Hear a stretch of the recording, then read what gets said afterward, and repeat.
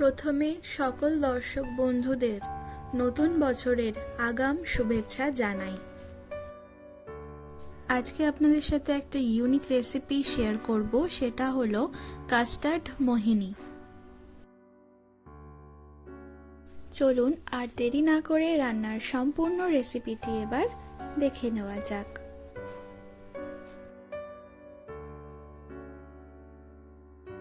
সবার প্রথমে এখানে 10খানা খেজুর নিয়ে নিয়েছি। এরপর একটি মিক্সার গ্রাইন্ডারে খেজুরের দানাগুলো ছাড়িয়ে একে একে দিয়ে দিচ্ছি, আর এটার একটা পেস্ট বানিয়ে নেব।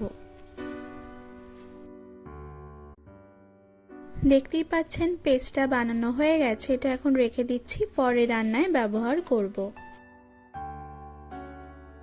এরপর একটি কড়াইয়ে 1/2 লিটার দুধ দিয়ে দিচ্ছি। দুধটা ভালো করে ফুটিয়ে জাল দিয়ে অর্ধেক করে নেব। দুধটা এখন বেশ ঘন হয়ে এসছে, আপনারা দেখতেই পাচ্ছেন। এরপর 4 চামচ চিনি দিয়ে দিচ্ছি।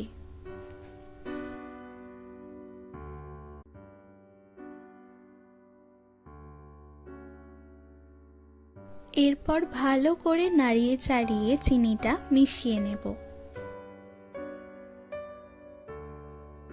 দুধটা আরো একটু ঘন হয়ে আসলে এর মধ্যে আগে যে খেজুরের পেস্টটা রেডি করে রেখেছিলাম সেটা দিয়ে দিলাম।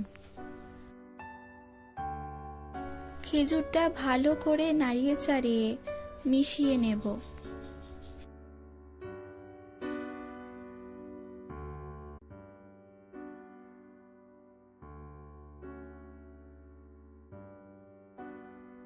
খেজুরগুলো ভালো মতো ভাবে দুধের সাথে মিশে গেছে, আপনারা সেটা দেখতে পাচ্ছেন।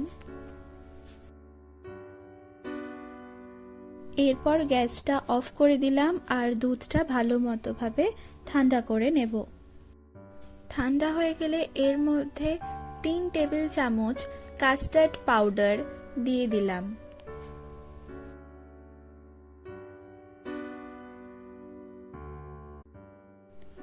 এরপর আবারও ভালো করে নাড়িয়ে নেব।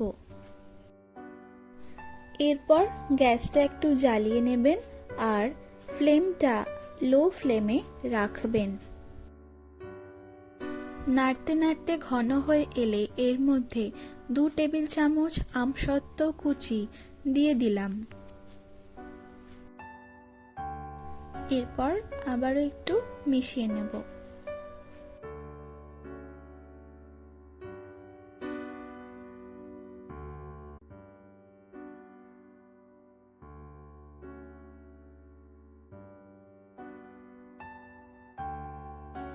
রান্নাটা এখন হয়ে গেছে, এবার এটাকে পরিবেশন করে নেওয়া যাক। কাস্টার্ড মোহিনী এখন সম্পূর্ণ রেডি অ্যান্ড সার্ভড। এই রেসিপিটি আপনারা ফ্রিজে রেখেও ট্রাই করতে পারেন অথবা গরম গরমও সার্ভ করতে পারেন। তাহলে নতুন বছরে এই নতুন ডেজার্ট রেসিপিটি কিন্তু বাড়িতে অবশ্যই ট্রাই করবেন আর আমাকে কমেন্ট করে জানাবেন আপনাদের কেমন লাগলো। তার সাথে ভালো লাগলে লাইক আর শেয়ার করতে কিন্তু একদম ভুলবেন না।